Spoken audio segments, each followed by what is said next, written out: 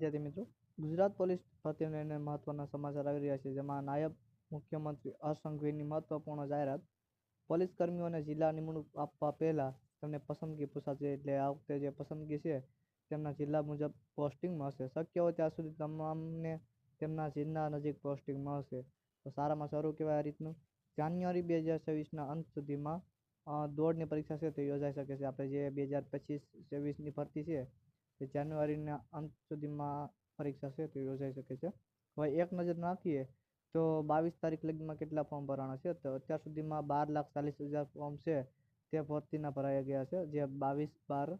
હવે 23 તારીખનું જે અપડેટ છે ને તે કાલના દિવસમાં તમને અપડેટ છે તે ટેલિગ્રામ કે વોટ્સઅપમાં તમને મળી રહેશે. તો ખાસ કરીને ચેનલને સબસ્ક્રાઈબ કરી વિડીયોને લાઇક કરી દેજો અને ખાસ કરીને શેર કરી દેજો. મળશે બીજા વિડીયોમાં.